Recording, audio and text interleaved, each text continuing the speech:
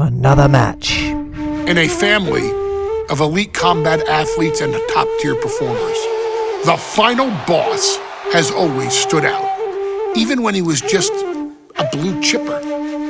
But there wouldn't be a final boss, there wouldn't even be a bloodline if it wasn't for The Rock's grandfather, the High Chief Peter Maivia.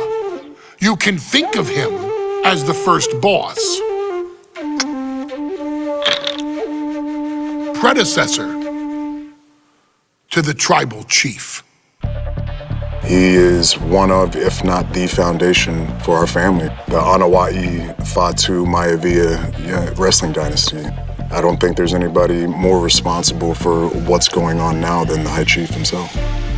Peter Maivia isn't simply one of the two principals behind the sacred blood bond. He's also an incredibly decorated professional wrestler who traveled the world and won titles everywhere he went. New Zealand, Japan, Europe, and here in the United States, where he enjoyed especially successful runs in Hawaii and California. Maivia would eventually find his way to WWE, engaging in legendary battles with the likes of superstar Billy Graham. His larger-than-life personality would win the WWE Universe over in short order, as it had throughout his entire career.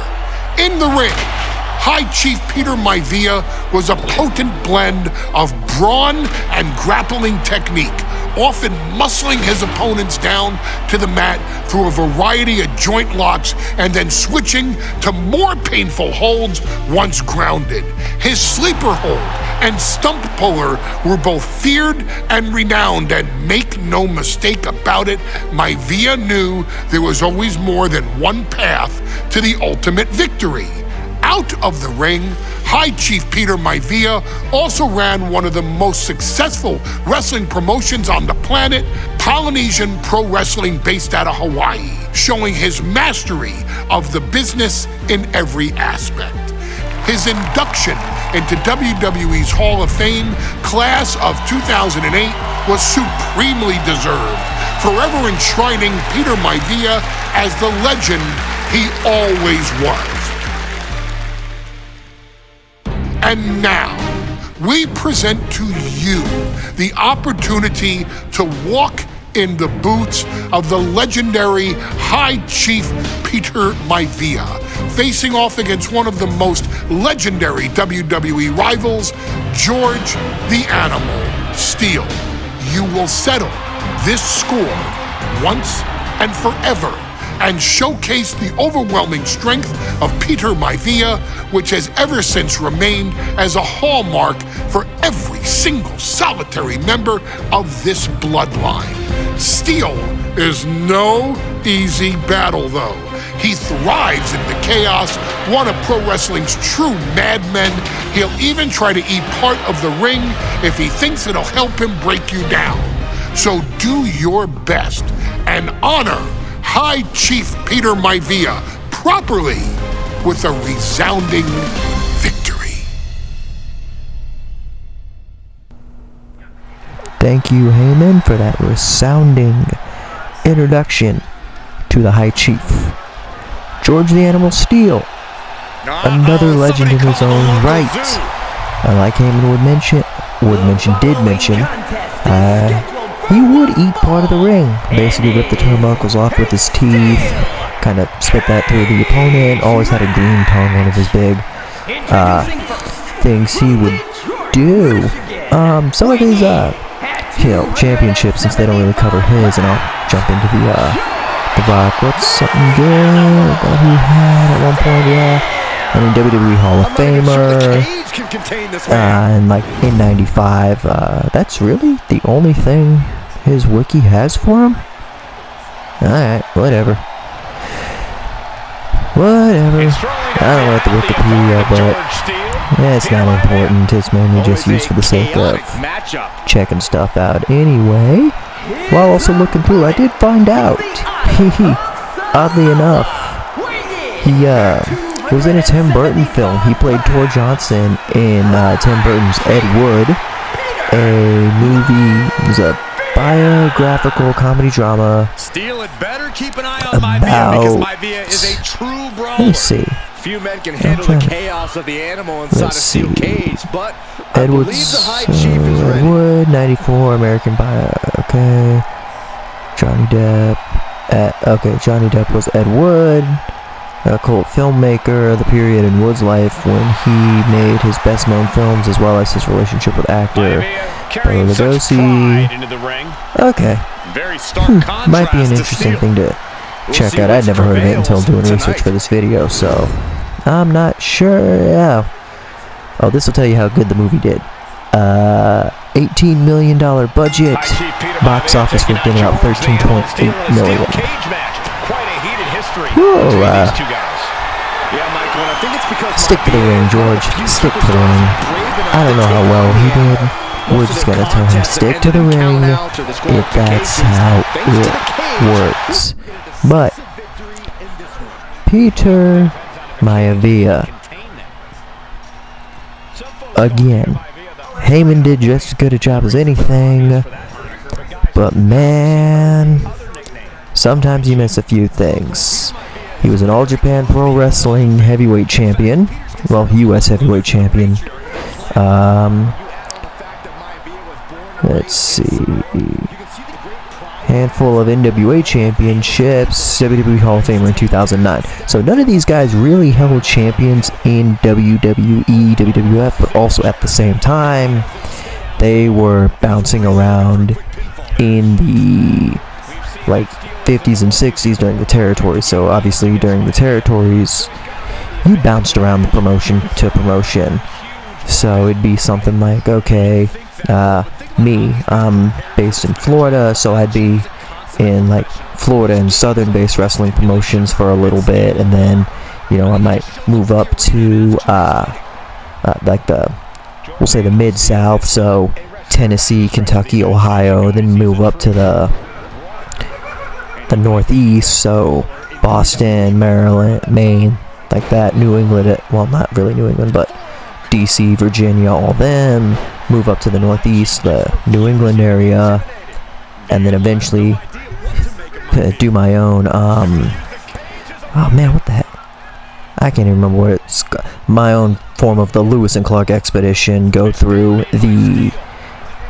west of the Mississippi, Louisiana Purchase, yeah, that's what it was, do my own Louisiana Purchase, basically, and go through the Mississippi River, bouncing around territories there, so like Texas, Mexico, and the whole Midwest area, jump to the West Coast with California based and the upper Northeast. But that's kind of what you did. But you wouldn't just bounce around because you felt like it. You kind of would bounce around like years after, like, okay, well, I can't really do anything in, you know, the Florida championship scene, so let me go up to Georgia, see what I can do there, and then you'd bounce around every couple years. One of my favorite stories was from a WWE bio, one of the biographies they had of Roddy Piper, where he was talking about how he would bounce around the territories, and at one point he's in Mexico. He's talking about Mexico, and he shows up, kilt, bagpipes in hand, says, you know, I've been such ingrained with the culture, I love it here, I want to play the national anthem of Mexico. So he gets everyone to stand on their feet.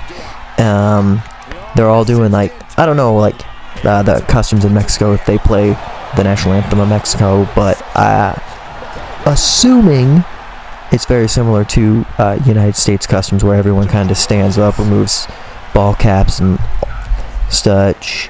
Anywho, national anthem plays. So he's like, we're gonna play the national anthem. I want everyone to stand on their feet. Okay, cage escape tutorial. Jump off the rope, I don't care. I'm not escaping yet. Probably won't escape. This is old school. You don't escape the cage. No, anywho, back to the story. He basically gets the bagpipes out, says, I'm gonna play the Mexican national anthem, gets everyone on their feet, and plays La Cucaracha. and gets booed out the building in true Roddy Piper fashion, because that's just what he would do.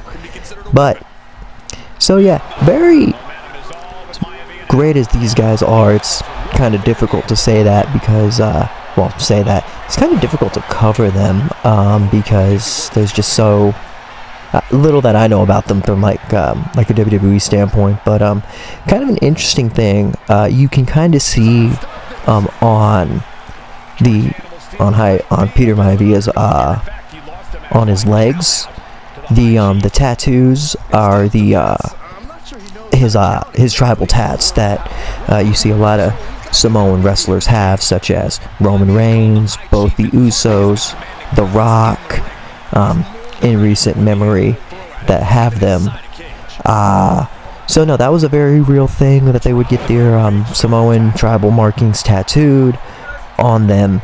And Roman Reigns said in an episode of Superstar Inc., the sleeve is more his generation, whereas originally it's been it's the waist and below. So kind of a cool, interesting fact. But yeah, those tribal Samoan tats on the waist down are like what his generation would do to get all of them. So yeah, kind of a cool thing to mention that I liked. Here I am taunting it up. Oh yeah. So, you know, the other day, I'm not sure when this video is going to be completely updated, I actually went to a little con here in Florida, down in Tampa, Spookala, where me and my friends all went. We had a great time and got to meet a handful of people there. I got to see Kiefer Sutherland from, well, a handful of movies and TV shows, but I went in because I was like, I can go see David from the Lost Boys. So I didn't get a pic with him, unfortunately. I did get an autograph from him because he wasn't doing pictures except for the photo op that was offered. And by the time my friends and I got there, the photo op was over. And I'm like, I'm just going to kind of walk around. We kind of walked around the convention, went to the celeb panel, and I just happened to see him. So I'm like, yes, I'm going to try and get an autograph with him before he leaves. I saw a sign that said Kiefer Sutherland here until 1. I go through my whole thing. I then look at my phone, and it reads 1:05. I am dead set I was the last person to beat him, and I was so flippin' happy. But that's just about it. And we are done with the cage match. Pinned him in the ring because that escape rule is dumb. At least in my opinion. And my dad's opinion. Because him and I kind of have that same thought process of, hey, the cage is meant to keep everyone in. Why do you have the option to escape? I get the roofless thing because it is helpful for camera angles. But at the same time, nowadays they have holes cut in them, and actually they still had holes cut in the cages in the older days. I just prefer no escape rules. But that's what the Hell in a Cell and Elimination Chamber are for. No escape. We'll see you next time, where we'll be taking on what looks like Nia Jax and